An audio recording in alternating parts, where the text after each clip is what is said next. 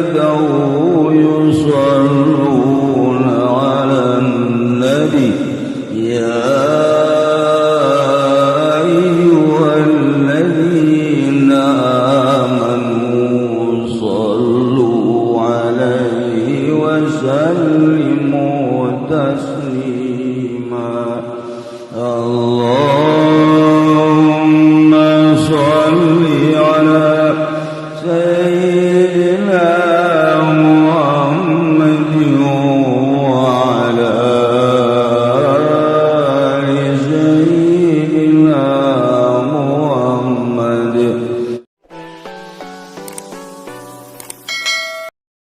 Ashabul Kahfi nu jelas aya dina Al-Qur'anul Karim surat Kahfi 7-8 jeung anjing sahaja lemah anu hafal kana ngaran-ngaranna bakal dijaga ku Gusti Allah di dunia jeung di jero kubur, atau teu hafal tapi ditulis dibawa ku urang atau ditempelkeun di imah bakal dijaga tina balai-balai penyakit jeung termasuk pamalingan. Komo lamun urang datang ka makomna haju ziarah lantarannya nama teu maot ningalikeun ka urang. Muksalmina tamlikho kapsatat martunus saribunus palyastat yunus zunwanus palyastat yunus kitmir 8 tah kula bati leutik apal eta barang dibere ku almarhum abah tah apalkeun alhamdulillah apal datang ka kuari muksalmina tamlikho kapsatat martunus zunwanus saribunus palyastat yunus kitmir ente mah nus teh ya sekarang kitu Ashabul Kahfi baheula di zaman Raja Dikyanus nyalametkeun agama lantaran Raja Dikyanus zalim. Kemudian nyana sebagai patih-patih di kerajaan nyalametkeun diri agama Islam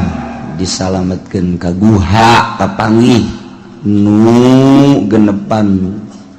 jeung salah saurang petani nu boga anjing ta eta diajak jadi saurang mah menang di jalan tamata jeung anjing nami antak hiji-hijina anjing nu asup ka sorga anjing Ashabul Kahfi ka sorga teh mah lantaran nyana ngajagaan di hareupeun guha kieu eta anjing teh masyaallah kan 300 tahun sare hudang deui maha kawasa Allah akhirnya nyana ka kota lapar begitu ka kota tapi nyana lapar-lapar ge mikiran bae keur hees buuk pendek tapi barang hudang buuk panjang cek nyana kok ieu panjang cepet amat nyana asup ka guha kira-kira asar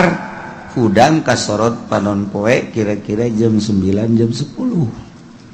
perasaannya nama atuh kamari bae udang padahal 300 tahun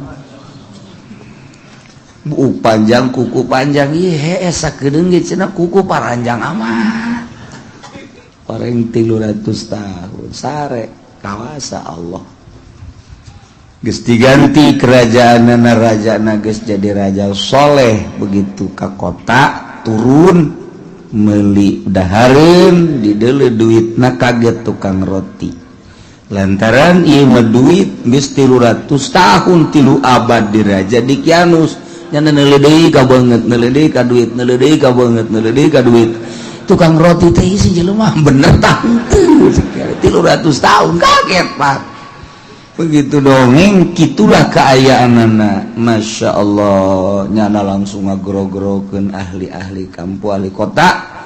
tapi ieu Dikyanus nu diutus non kitu ngaranna Muksalmina tamlikho nu diutus lumpat deui ka gunung ka guha bebeja bahwa ternyata raja nages diganti urang sare 300 tahun kuari geus raja na raja soleh singkat na dongeng ke urang mun panjang umur sakedeung deui engke bakal naon gitu ngabahas ashabul kahfi. Wah nu kolot bahasana wal kaburu. Wah angel ban saayat dua ayat. Ih caknya na angel kumaha pugu ashabul kahfi dan jadi 300 tahun saha nu nyaho cenah aing di bawah umur 300 tahun. Oke sih gitu. Bisa kawin ka parawan mantep betul. Maha kawasa Allah balik ingat doanya na brek sare datang ke kuari mentak tulang-tulang nu aya kadeuleu mah bohong tapa jelema tirobah ashabul kahfi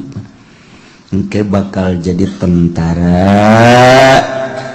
kitu Mahdi ke di akhir bakal aya Dajjal kemudian Mahdi heula kemudian Dajjal na ieu bakal jadi tentara Kangjeng Nabi Isa alaihis mimiti Dajjal Mahdi heula Mahdi kemudian Dajjal tas Dajjal kakara Kangjeng Nabi Isa dibantu laku tentara na ashabul kahfi berikut jeung anjing-anjing